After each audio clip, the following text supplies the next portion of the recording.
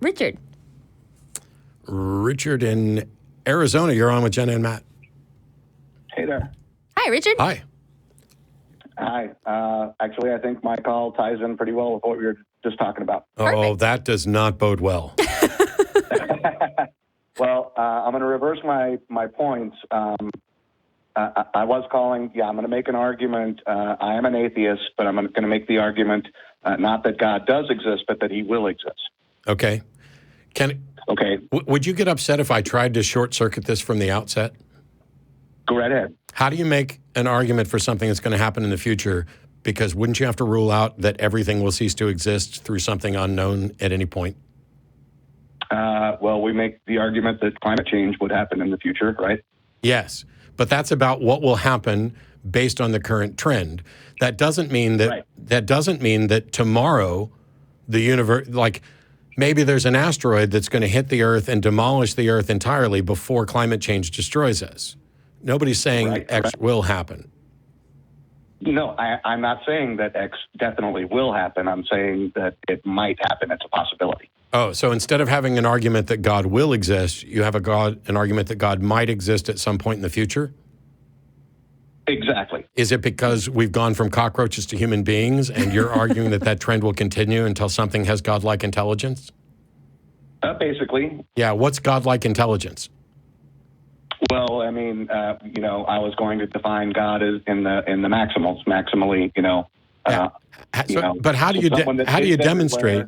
Can do anything and knows everything. Yeah, how do you demonstrate that because there's a trend that we see towards improvement, that there isn't a place in which we cannot reach? Like, how do you show that it's not like an asymptotic or hyperbolic thing where you never actually reach that?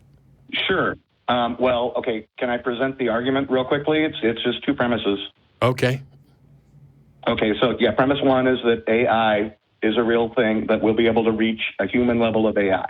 I think the only counter to that is that, metaphysical stuff, we are biological computers, so it's something that AI already exists. It's just going to get to that point. I missed the God. We're not there yet. Oh, okay. So premise one is basically we will eventually create a computer that will have human level artificial intelligence. Okay. And the argument for that is that essentially we're just a chemical computer instead. So if at some point we could reach the point where we could basically duplicate brains, we would be creating human-level AI, whether it's done through a chemical process or through, nanotechnology with microcomputers or quantum computing. Go ahead. Okay. Premise two. Okay.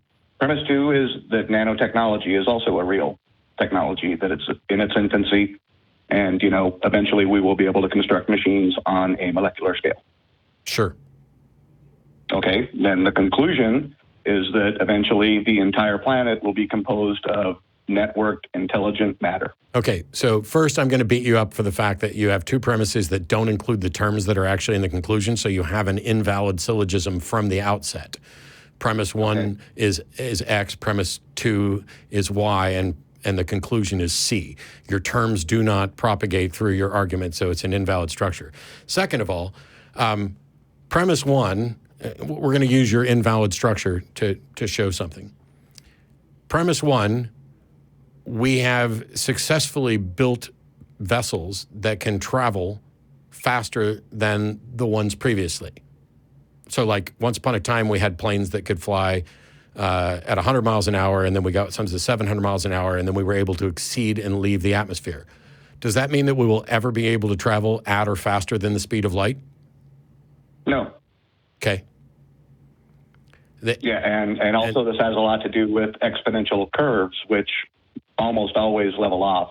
But I'm arguing that in this case, the curve will not level off. That's known as the technological singularity, which I'm pretty sure you're aware of. Yeah, it's science fiction until such time as it becomes a reality. But you haven't done anything to demonstrate that the Earth will be overrun with this just because we can do it. Because by the time we can do it, maybe the Earth won't even exist. Yeah, but the trend has been demonstrated. There's the law of accelerating returns. A trend is not... It's a trend. We went over this at the beginning. Climate change is also a trend. There's a trend for how far we can leave the Earth and at what speeds, but there may be a limit that you're unaware of. That is correct. Yes. So there may be a limit that I'm unaware of. Yep. But So basically, you called in with a science fiction argument that maybe something of incredibly high intelligence might exist in the future. And I would argue that what you've argued for doesn't qualify as a god under any of the conventional, it's certainly not under the omnis, which is what you mentioned, because all powerful, all intelligent doesn't necessarily mean that that is an attainable thing, that one could have all knowledge. And so the most you can get to is what some modern theologians do, which is this God has all knowledge that is logically possible and physically possible. Right. Okay. Yeah, that's what I said in the beginning, maximal, Sure. Is everywhere, can do anything, Yeah, But, and I I'm still not stand by the fact that not only was your syllogism invalidly structured, but the fact that there's a trend towards a maximal does not mean that that maximal will ever be reached or that it can be reached. Okay, I would like to, point to Ray Kurzweil. Yeah, I don't care. We're done. Yeah, I don't care about the transhumanist stuff and the singularity because it's science fiction, and when it's not stops being science fiction, that's the time to believe in it. However, I am very much in favor of let's continue to work on increasing health and human longevity so that perhaps we can live closer to forever than we currently are with our 7 to 10 decades or so, 11 decades maybe if we're on the outside of it. But yeah, no, I'm not interested in wasting the last 15 minutes talking about